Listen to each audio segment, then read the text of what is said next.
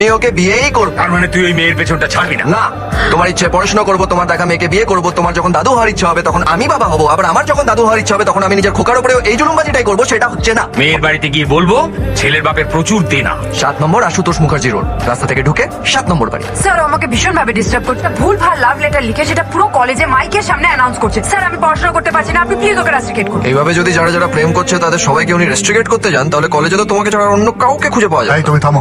তুমি ওকে love letter লিখেছো? Sir আপনি একবার ওকে লাভ লেটারটা দেখাতে বলুন। স্যার আমার কাছে আছে, এই যে দেখুন। What is this?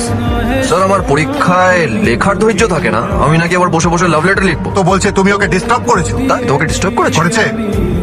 জি। তুমি ডিস্টার্ব হয়েছো? কি হয়েছো? সত্যি হয়েছে?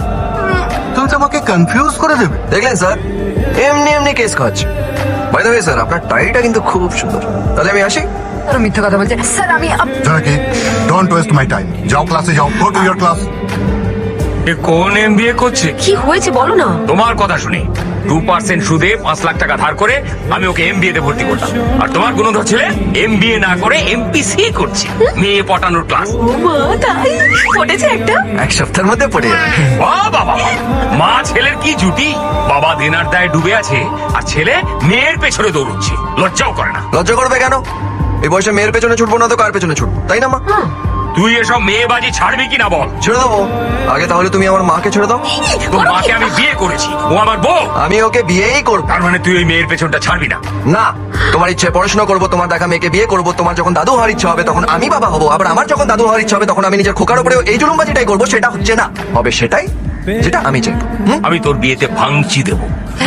মেয়ের বাড়িতে গিয়ে বলবো ছেলের বাপের প্রচুর দেনা, বিয়ের পরে বাপ ছেলেতে মিলে মেয়ের বাবাকে লুটে পুটে খাবে। 7 নম্বর আশুতোষ মুখার্জি রোড, রাস্তা থেকে ঢুকে 7 নম্বর বাড়ি। নমস্কার। নমস্কার। আমি বিভূতিভূষণ আগে না দাস, আমার স্ত্রী আশাপূর্ণা দেবী। ও দাস।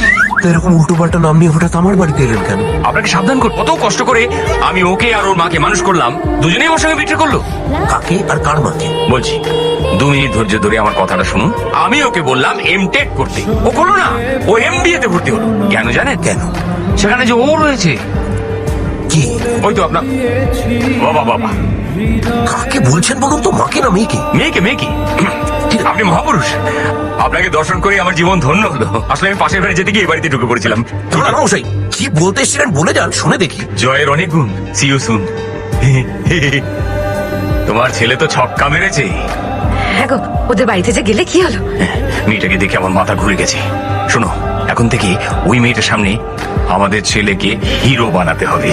তুমি রোজ ওর জামা প্যান্ট